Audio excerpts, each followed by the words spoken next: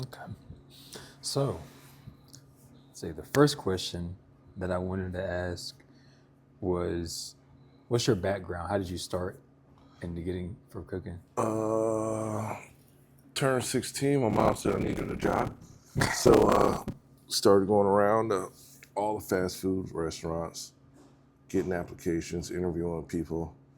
Then I finally stopped at Smithfield's Chicken and Barbecue in Jacksonville, Mm-hmm. and they hired me on the spot and started washing dishes in 1999 and never stopped. So 1999. yeah, yeah. So how long did it take for you to get from like dishwashing into like getting into the kitchen? Man, I started dishwashing at 16. We were wrestling one day in the kitchen, and this big guy, general manager, I was trying to choke him out. Then he jumped up, and I tried to grab the sink, and I almost cut the tip of my thumb off. Oh Lord. So I couldn't wash dishes. Mm-hmm. So I started working the cash register. Got pretty good at that. Then I was like, I wouldn't mind working the line and figuring stuff out. So I did that. So probably about a year and a half. Then I started working the line and graduated high school, got an assistant manager position like at 18, and Mm-hmm. that was it, man. And growing up in Jacksonville, North Carolina, I was like, I gotta leave. So I joined the U.S. Army, and the only thing I ever known was food. So I was like, I'll cook. You know, scored fairly good on the ASVAT. So Mm-hmm. I had a lot of jobs open, but I just felt comfortable cooking, so that's what I did. Cool. So And I know when I talked to Jaquan before, so how long Jaquan worked here for worked here for a while. do what? He worked here for a while. Worked for a while? Yeah, I don't really remember how long. At least for like maybe 2 or so Yeah, years. it's probably around 2 years, yeah. But I was trying to think, how would you say his style of cooking is, if you can really remember? I know he's over there now, the Mulberry. Yeah. So he just cooks. Yeah. I think for him, while he was here, Mm-hmm. I think he cooked what he knew, Yeah. what he was familiar with. So I think his thing is like Southern, being a Southern chef. Mm-hmm. But yeah, Got you. yeah. So now my next question for you is, what are your thoughts on the Michelin Guide? To be honest, man, I don't have any. Like, you Mm-hmm. know, like that's one thing like a lot of people strive for, and I think is really awesome. Mm-hmm. But it's not in North Carolina. It's not in Yeah. South Carolina. It's not in Virginia. So that's a pressure that I'm okay with not thinking about. Mm-hmm. But I feel like it depends, man. Like it depends. Like One Star, like really, it's about the chef and the food. Mm-hmm. So you know, I think if we ever got it in this area, yeah, I think I'll be all about it. Mm-hmm. But I think sometimes what people don't understand when you get awards and nominations and things, it's so much added pressure. Yeah. It's not just, hey, I got it. It's, oh crap, I got it. Mm-hmm. I got nominated. Now people are coming just to critique you. Exactly. They're not coming to enjoy. I had a guest come in here. He said every time I come here, I try to find something to critique, and it's like, why? So I think Michelin Guide, yes, it will drive business. Yes, you'll get on cloud nine, but it's going to bring a side that you don't really understand, man. Mm-hmm. I talked to, what's her name, Marissa. She was the first black female Michelin star chef in America, and I bumped into her in Charleston. And I was just like, how was it? She was like, man, I got really in a dark place.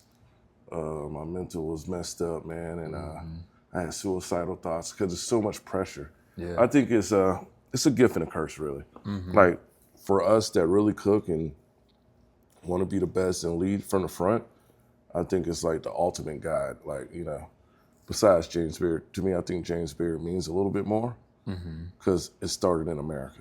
Yeah. Michelin Guide started across the water In France. from yeah. the tire company and all that. But I think, so I think it's really a big deal. But I think it's a gift and a curse, man. Yeah, most definitely. You know? I remember Jaquan talking about he had heard about some other chefs too that just when they find one thing that they started to succeed in, then one other thing had to take the place, almost as like a coping mechanism. Yeah. And so people went into drinking, Yeah. Oh yeah, suicidal thoughts, man. a whole bunch of mess. Yeah, man, this is a hectic workplace, man. It's a hectic field, man. I've seen everything you can name. Kitchens, restaurants, it's a tough spot, man. And yeah, Michelin Guide, I think it's awesome when they get it right. Yeah. You know, I think sometimes when we go for these awards, we forget the number one thing, does it taste good? Exactly. You know, you go places, people get all this stuff on the plate and it doesn't taste good. So I think if that's what you're cooking for, I think you're in it for the wrong thing. Like people tell me all the time, like, "Oh, you're cooking for James Beard." No, I'm not. But I ask them too, like, if you play basketball, you don't want to be on an all-star team. You don't want to be MVP. You don't want to be the best on your team. You don't want to be the best in your area. Like, you have kids. You want them to be C students or you want them to be A students? Exactly. I want to be the best. And by me, you know, like if I ever got a Michelin star, everybody around my radius is going to be is going to help them too. Yeah. Just like with the James Beard nomination. No, knock on wood, knock on my head, whatever. But I know every restaurant has benefited from that. Oh yeah. You know, just because we're bringing people to the town. It's, you know, we might never get our credit. You know, it is what it is. But you know, I think those things bring a lot of recognition, man. So have you ever eaten at a Michelin star restaurant Oh before? yeah, man. I try to make it a goal every year. I try to hit at least 2 or 3. We went to Chicago for the James Beard Awards. They ate at I think a 1 Michelin star restaurant. I ate at a 1 Michelin star restaurant in Chicago. Where did I even go? Sepia. Okay. I went to Sepia. In DC, I've been to the Dabney. I think that's a 1 or 2 Michelin star. New York. Where did I go to New York? There's a lot of Korean Michelin places in New York. Yeah, man. It's one thing I like about New York, right? You can walk down and always get a different cuisine, a different restaurant, different theme. And yeah, man, I try to eat at a couple of them every year. That's a pretty good goal. Yeah, man, I try to. Well, you have to, right? Like, So you can like get inspiration too. yeah, and also I think like for people that don't eat like that and don't know what they're doing, right? You take them to a Michelin star restaurant and they're just like, hold on, this is something that we've done. Hold on, our food might taste a little bit better. Oh, I don't like this, I don't like that. And then it kind of like motivates them to know like, all right, you're on the right track. Yeah. And you could be at this level if we had it in our region to gain. And I think some Michelin stars are really worth it. And some of them I'm just like, all right, you know, I don't think it's, you know, to each his own. Yeah.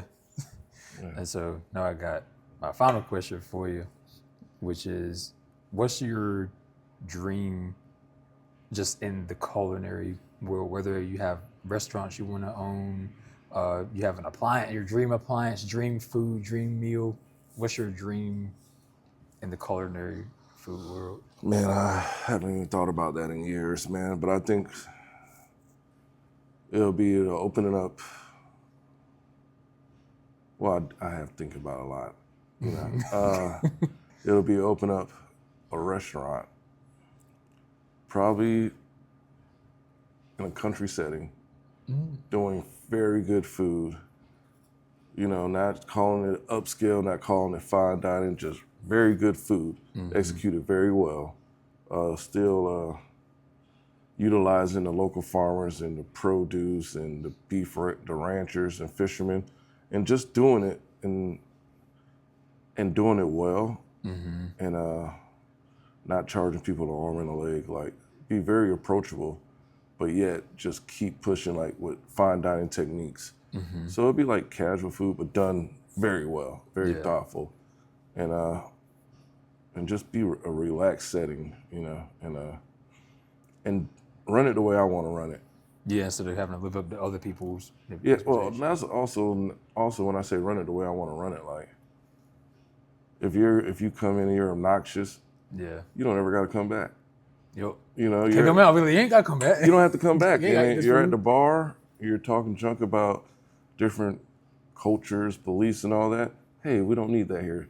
You know what I mean? I want to open up something that we're all welcome to. Yeah. If you got a suit, come in. If you're in some beach shorts, come in. You know, and I just, you know, I think especially around living in Washington. I think we don't have that, you know, which sucks. But yeah, It is what it is. it is what it is, man. And no matter what, it's going to be what it's going to be. So all you can do is do the best that you can do with a clean heart, clean conscience, and don't do anything malicious. Yeah. That's one thing I realized here, man. Like, I would love to get a Michelin star, you know what I mean? But I don't know if I want the dark side, because there is a dark side. James Beard nomination, man, it's fun. You know what I mean? It's fun to get the recognition, but also it's a standard. You know, it's a standard that you got to uphold, and it gets a little tough, man. I believe it.